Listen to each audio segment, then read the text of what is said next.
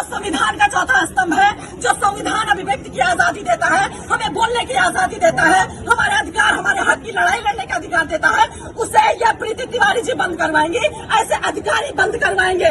ये कह रही हमारा मूड खराब हो गया। हम मूड खराब होने का जिम्मा नहीं लेते, हम अपना काम करवाने आए हैं। आप पढ़ लिख कर अपनी मर्जी से अधिकारी बनी है, सुनने के लिए, जनता को झेलने के लिए, सेवा करने के लिए अधिकारी बनी है। आप अपने कार्यालय से जनता को दुर्व्यवहार करके कार्यालय से बाहर नहीं निकाल सकती है। यह अधिकार आपको नहीं है कि आप बोले हमको और आपके साथ खड़े 4 लोग और बोले कि आप भागिए यहाँ से, निकलिए कार्यालय से। अरे आपको पता नहीं है कि पत्रकार क्या होता है? आपने मामूली समझ लिया है।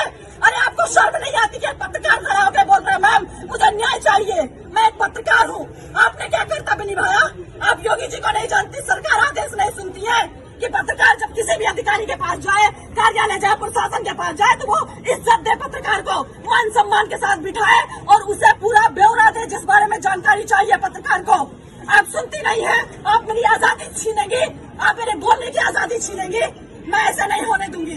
प्रीति तिवारी जी, आपने हमारे जमीन पर कब्जा करवाया है और आप ही उस कब्जे को मुक्त करवाएंगी। मैं कुछ नहीं जानती हूँ, मैं सिविल करने जाऊँ, मुझे बोल रहे मेरे कार्यालय से भागे। कहीं सुना है आपने? कितना भी बड़ा सुपीरियर अधिकारी हो, कितना भी बड़ा अधिकारी हो, उसका नर्म लहजा होता है, उसका बात करने का तरीका अलग होता है। ये कहाँ से पढ़ लिख कर आई है? कैसे अधिकारी बन गई कि इनका मूड खराब हो जाता है एक पत्रकार के सवाल करने से? लेकिन मैं यहाँ पत्रकार की हैसियत से नहीं आई थी, मैं एक पीड़ित लड़की की हैसियत से लखनऊ से दौड़ दौड़ के आ रही हूँ कि मैं पीड़ित हूँ मैम, मुझे न्याय चाहिए। आपके गलत आदेश की वजह से मेरे घर पर कब्जा किया गया, आपने गलत कब्जा कर लिया, प्रशासन ने आपको गुमराह किया।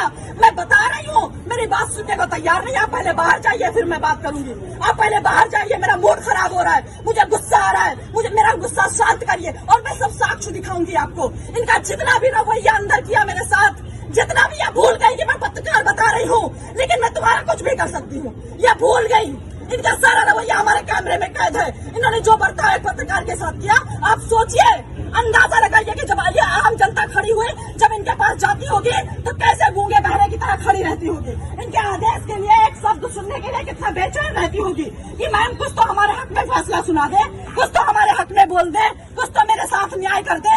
इस उम्मीद से जनता यहाँ पर खड़ी रहती है। और इन्होंने अभी कार्यालय का गेट बंद कर लिया और जब मैं परेशान हो गई, मुझे कार्यालय से बाहर निकाला गया, मुझे धक्का मारा गया, मेरे साथ दुर्व्यवहार किया गया, तब मैंने रिपोर्टिंग शुरू की, तब मैंने अपना कर्तव्य निभाया कि आज नहीं तो कभी नहीं।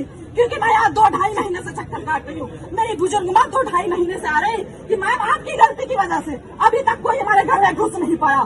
एसडीएम के गलत आदेश की वजह से हमारे घर पे लोगों ने कब्जा कर लिया, प्रशासन को भेजकर इन्होंने कब्जा करवा दिया।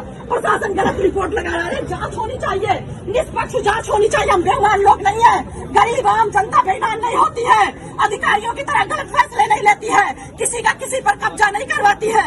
ये जो यहाँ पर आम जनता खड़ी है, ये बेईमान नहीं है। अपना खून पसीना बहाकर यहाँ पर लोग खड़े हुए हैं उम्मीद में कि हमें न्याय मिलेगा। एसडीएम के पास जाएंगे, लोग उम्मीद में रहते कि एसडीएम साहिबा के पास जाएंगे, हम सुनाएंगे अपनी कहानी। महिला है, महिला के साथ न्याय होना चाहिए। प्रीति तिवारी जी से कि मैं रोने लगी। मैंने बोला मैम आप भी एक महिला है, आप भी अधिकारी है, मैं भी एक सीनियर पत्रकार हूँ, मैं लखनऊ में पत्रकार